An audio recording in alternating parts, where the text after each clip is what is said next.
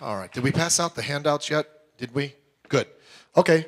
We've been talking, and this will be our last week, and we will back off of Proverbs until we're done with the Four to Flourish. During the Four to Flourish, we're going to be talking about discipleship, and not discipleship thinking as we go through our discipleship course.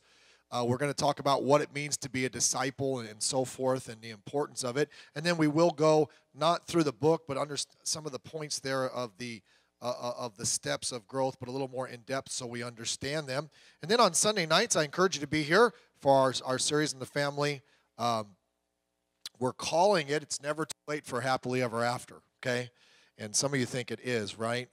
So when you think of happily ever after, you think of a fairy tale, okay? Marriage isn't a fairy tale.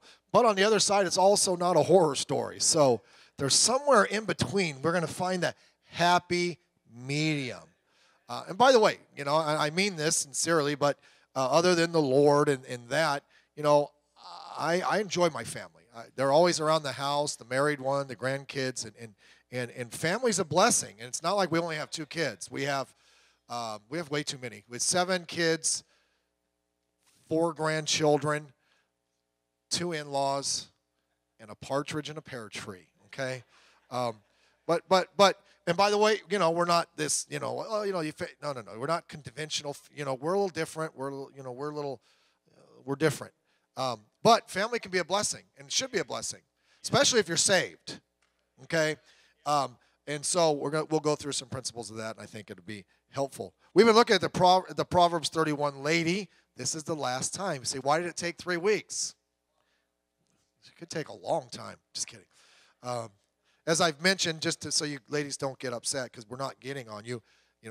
There's no chapter in here talking about the men because why? We're a waste of time. Okay. God said the lady's the thing, so let's talk to her. We're not hammering on you or anything. Trust me in that. It's just principles. I think that.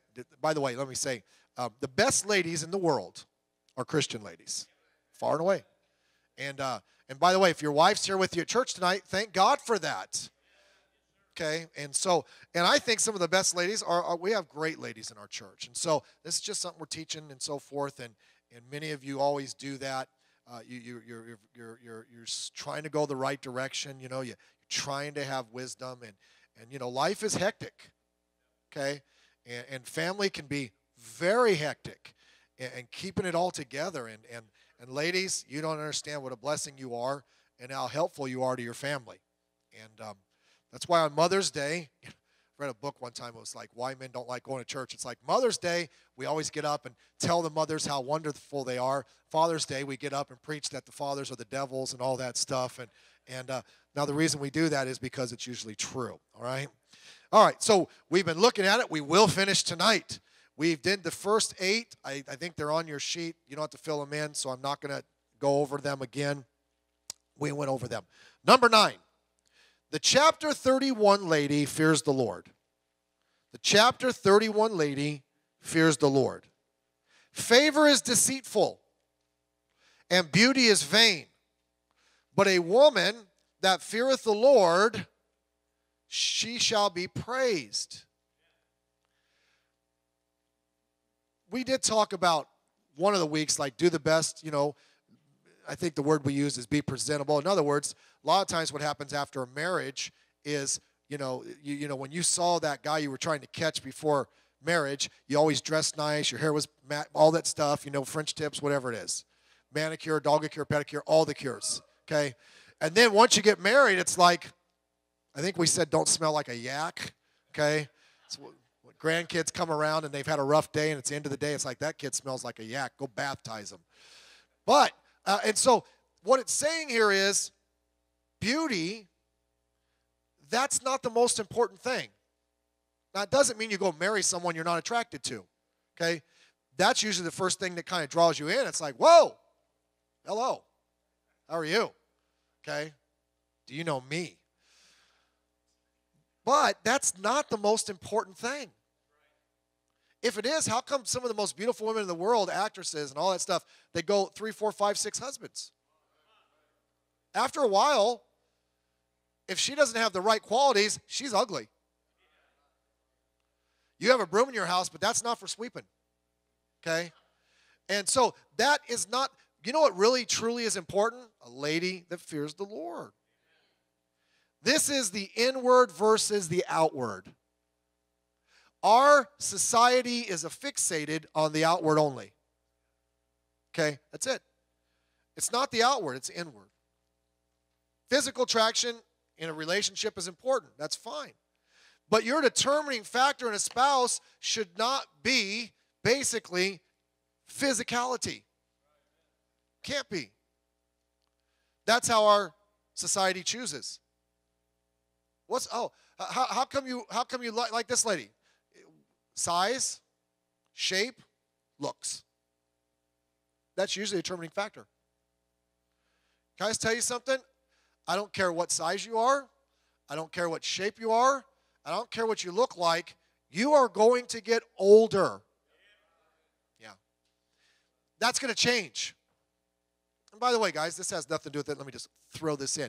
Don't compare your wife with some lady. You go to work and, oh, that lady's nice. She's attractive. I go home to my wife. That lady hasn't had 3 children. So that's not, look at, that's ridiculous.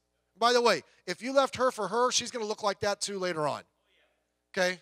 And we already talked about doing the best you can. But I'm just saying, we have the whole process wrong when it comes to how we choose.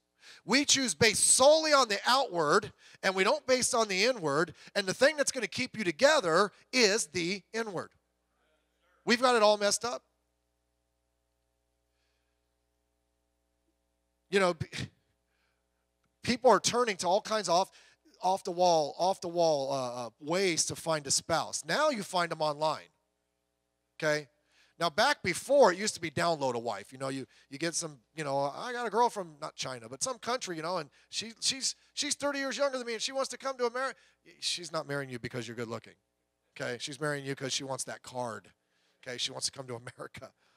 But we according to the New York Daily News, a study found that more than 1/3 of U.S. marriages begin with online dating. Wow. On that profile, you're not going to tell what kind of person that lady really is. Oh, she's beautiful. She smells good. Oh, that's great. She should be. But there has to be a lot more to it. Here's how most people choose a spouse. In order of importance. Physical first. Then, what happens, because our world is so immoral, the relationship goes physical first. They don't even know each other. And then, because of that, the second thing that happens is there's an emotional bond. By then, it's usually too late. You've already been physical. There's already an emotional bond. You don't really know the other person. The mental aspect, and I'll explain that in a minute, and the spiritual is last. And these people get together. You've already been physical. You're already emotionally attached, and you realize something. If you start to have a desire for God, they don't. You have nothing in common. That's the mental part. But you got together because she was beautiful. We're good together. You know, when you get together and you get married and you start looking at the checkbook, there's going to be principles there you're going to have to agree on. I don't care how beautiful she is. If she's bouncing checks, she looks like Godzilla. Yeah. You have nothing in common. Well, you know, you have nothing in common. The relationship started out the wrong way. And spirituality is not even important. Here's how really you should determine it. With an inward focus. Now, I understand there ought to be a physical attraction. You with me? Okay, got to be. I go, whoa, hey, I noticed her. But don't let that drive the bus. Okay? That tells you, this sounds bad. That tells you that's the bus I might want to, take someday. But don't, that's why, look, we talk about we're not for teenage dating. Why? Because you don't even know what it takes to be connected. Fact of the matter is, most 30-year-olds I know don't know what it takes to get connected. That may be why the divorce rate's pushing 60%, maybe. But what you ought to do, here's how you ought to check it out. What's their spirituality? That's the first thing. Okay, yes, she or, I was going to say he's gorgeous. He or she, not she's gorgeous, he's handsome or whatever. If there's going to be, what do they like as a Christian? Because if they're not a good Christian, it's going to be a rough roll. Marriage is not perfect. Now, I've heard a couple people in my lifetime get up, oh, man, I've been married for all these years. My wife and I, we've never had a cross word with each other. I'm like, what planet are you living on? We were up at the North Valley Conference, and a guy was preaching. He goes, I got a word to all you guys that have these sweet, beautiful, submissive, quiet wives. Pray for the rest of us. Okay? The spiritual. That's what's going to keep you together. Okay? You know, they say, well, we need to stay together through thick and thin. She gets thicker, your hair gets thinner. That's how that works, all right? You with me? Okay? So that's spiritual. That's what he said. A lady who fears the Lord is to be praised. He didn't say she shouldn't look her best, because earlier in the chapter they said she should. Just says that's vain, that's empty. That's not the most important thing. So the spiritual should be first. Then I call it the mental should be second. Do you guys agree on things? You have a child and you don't want to baby the child and she's babying the child and now you're fighting about the children all the time. It's like who was it? Rachel and was it Isaac and Rachel? Rebecca, thank you. I knew it was Rachel. Rachel was Israel's. You know what? They had different views. Isaac's like, I like Esau, man. He hunts. He fishes. She's like, I like Jacob. He likes to help me bake. Okay? And it didn't work out, did it? They had differences. Oh, but nothing. You better agree on some things. So you get with this person and you start the process, and it's like spiritually they're great. We get along. We're going the same direction. Mentally, we kind of believe the same things. We have the same core values. Then there's an emotional bond. He's like, you fall in love. I don't like the word fall. You know what fall means? To trip, to hurt yourself. Okay?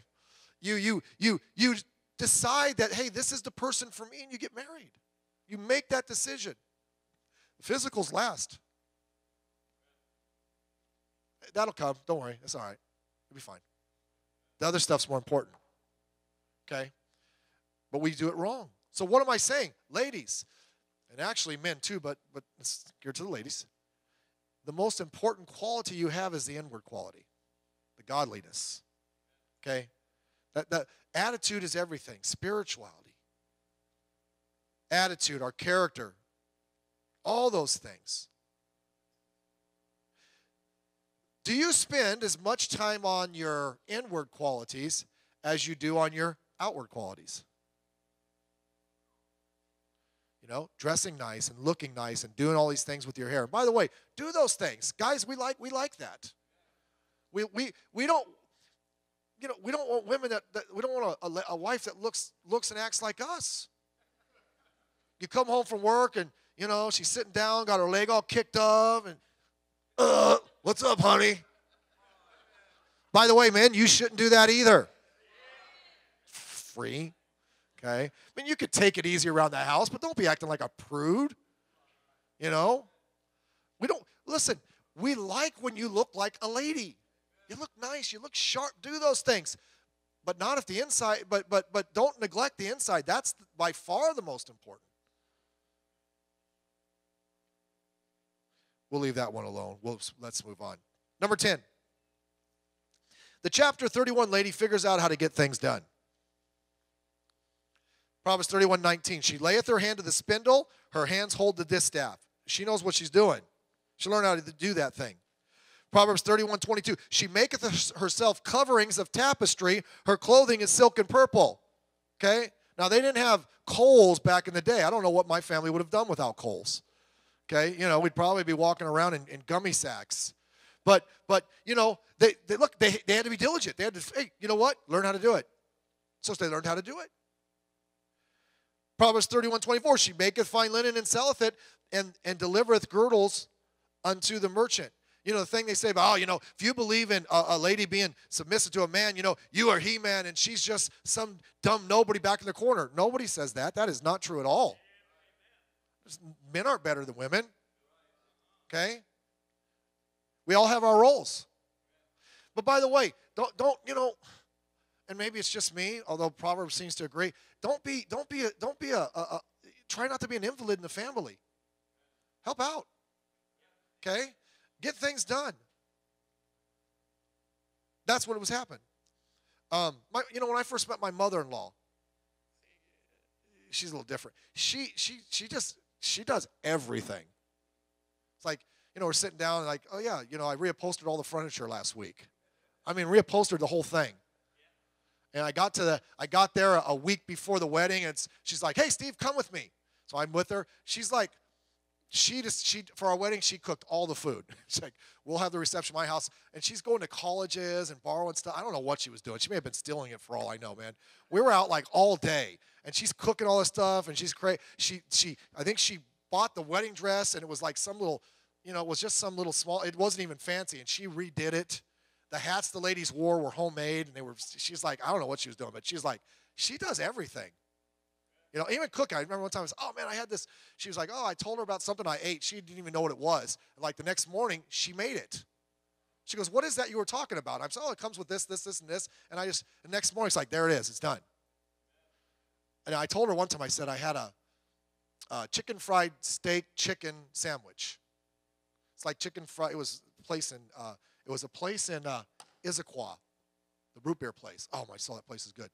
I told her, oh man, I had this great sandwich. So she didn't get the part that it was chicken fried chicken, and I said it had gravy on it. It had this big piece of bread. It was wonderful. And the next night, we came back and there it is. She made the same thing. Now she didn't get the memo. It wasn't chicken. She made it out of steak. But I'm like, okay, that's just as good. But just figuring out how to do things, get things done. I've known guys, I mean, if the wife has to go to the laundromat, he has to go with her. If the kids have to go to the doctor, he has to take them for them. It's like, come on. We have things to do.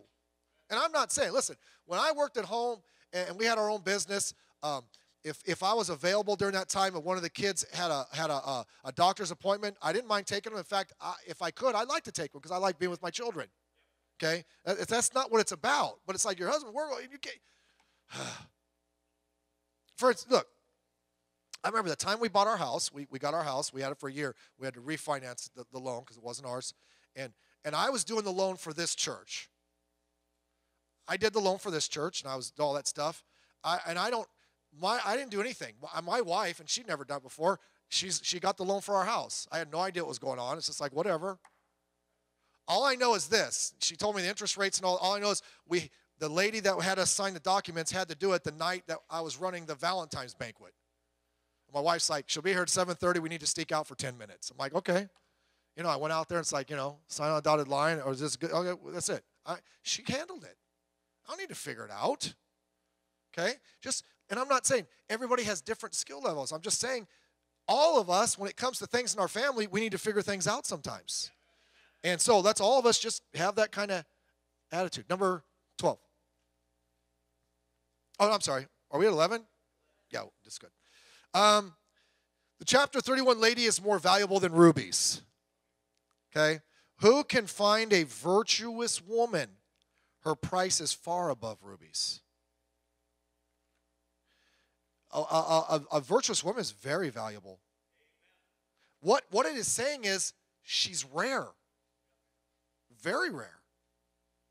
That's why I say, fellas, if you had a wife that comes to the church and tries to go the right direction, she's not perfect. By the way, look in the mirror, cowboy, neither are you. I expect this from my wife. Well, she has a list too, buddy. Okay, are you with me? Yeah. You ought to, like Pastor used to always say, you ought to do 25 spiritual flips. Thank God. Thank God. I've been doing this enough. I could tell you horror stories. Horror stories. And maybe I shouldn't say this, but pray for me. There's been times in the past, there's marriage problems and you're counseling, you're trying to, God can fix this thing and all that, and they leave. And sometimes I think, sure glad I'm not married to that. That's nobody in here. Nobody in here, I'm telling you. Because God can fix it. But it's like I go home and I just like, thank you, honey. Sometimes my wife will, ladies call and they're having problems or whatever, and you get off the phone and I'm like, I'm looking pretty good about right now, huh? She's like, no. If you have a wife that loves the Lord, is saved, tries to go the right direction, comes to church, does the best they can, we're grateful. You ought to be grateful. Far above rubies. Think of Ruth. Ruth chapter 3, Boaz. And now, my daughter, fear not. I will do all that thou requirest. This is when she was, hey, you're the kinsman here, and, you can buy the parcel of land, and a bonus, I'm thrown in with it, that type of thing.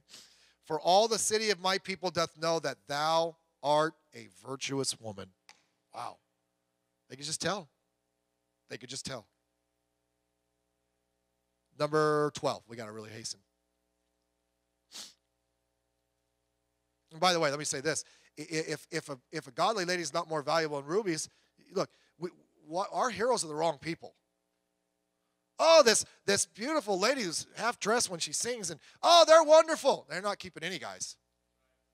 I'll never forget, years ago I saw David Justice. He's a baseball player. How many remember Dave Justice? And he was married to Halle Berry, and they broke up. I saw him, it was before a game, and the reporter was trying to get some juice. He says, come on, what do you think about her?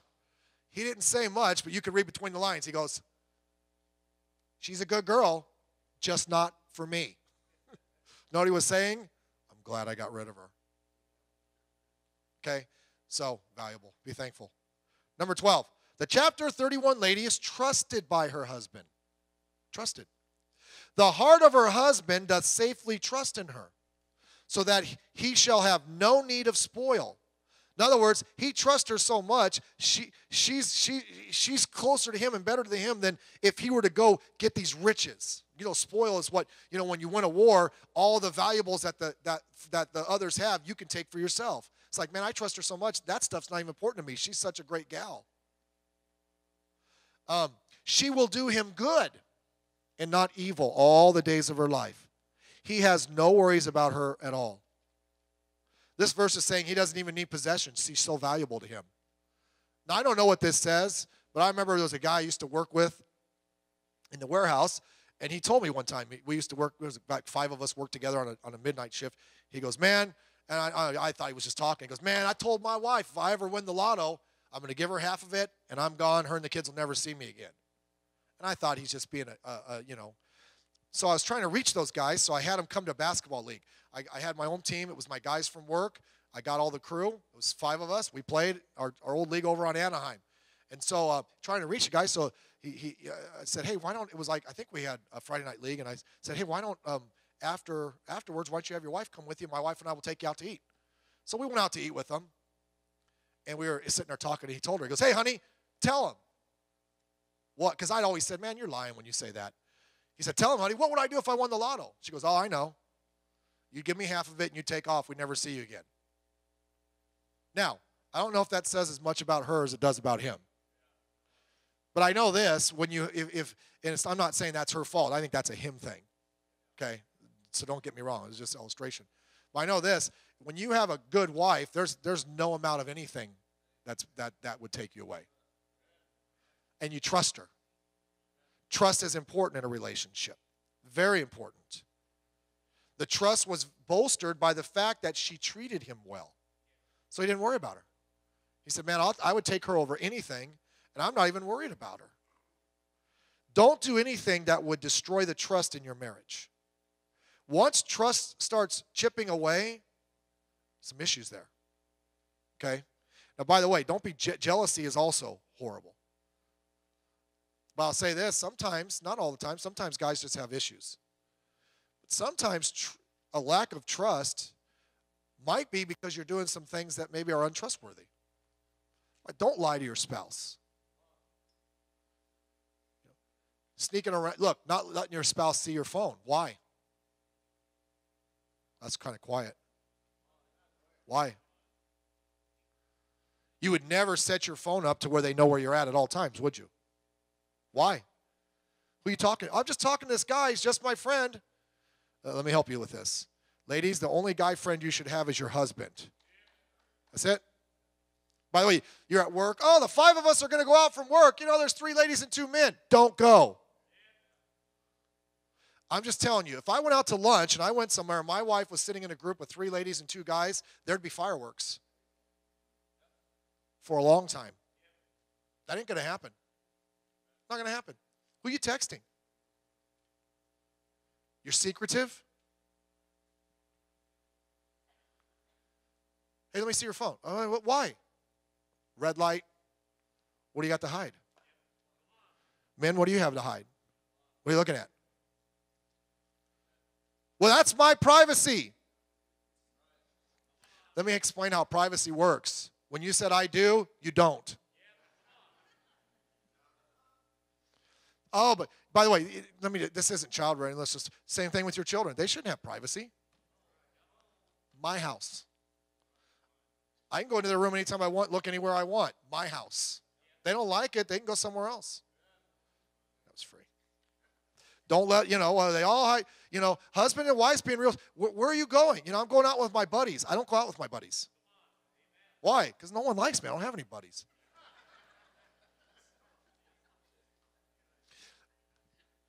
Everybody needs a best friend. Your best friend ought to be your wife. Unless you're a girl. Should be your husband. Okay? By the way, let me say this. Even married men, we all need a girlfriend. Your wife's your girlfriend. We like, when you first I got a girlfriend. What happened when you got married? You didn't lose her. Okay? But we do things. Ladies, being too touchy around the opposite sex. And sometimes, ladies, you don't get it, but we do, but sometimes you do, and you're acting naive, and you get it. Be flirtatious. Okay? It's your husband. By the way, some guy starts acting flirtatious with you. You're at work. If you work and, can I? Just say, drop dead. You have a work and someone texts you and they say something inappropriate. Say, I'll let my husband answer that. Yeah.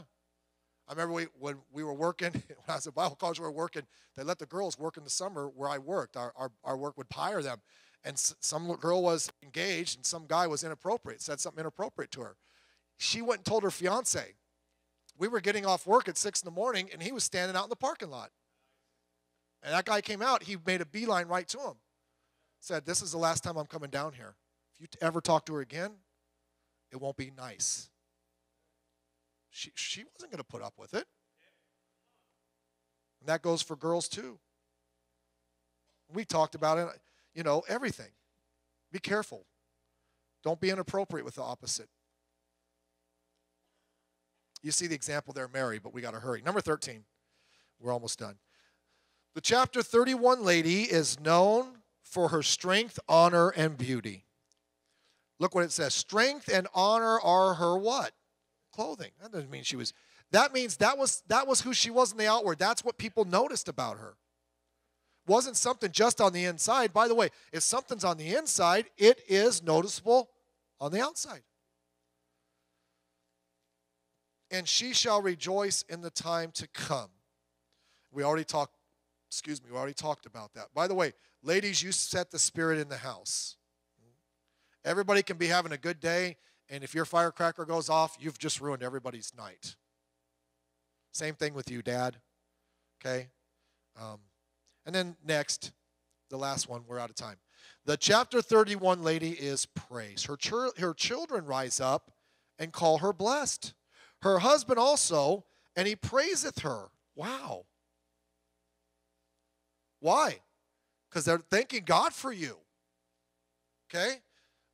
In the society in which we live, everything is blurred now. The roles in the marriage are blurred. The roles in society are blurred. Who you fall in love with is blurred. Your gender is blurred. And now, if you're from Washington, Spokane, your nationality is blurred. By the way, let me say this. It has nothing to do with this, but the world is hypocritical. I've said it 100 times. I don't care what they say. You're either a boy or a girl. Ain't anything in between. I don't care what your mind's telling you. But how come when the lady in Spokane said, I identify with black, they jumped all over her? Why? Because you aren't black, you're white. Okay. Well, I want to be Caitlyn. You're Bruce. Not Mahia, Jenner. We're just crazy. The point I'm making is our society is so messed up. Man, when we have people that are going forward for the Lord, it's just, you're blessed. You're blessed. Don't take it for granted. Praise. Let's pray.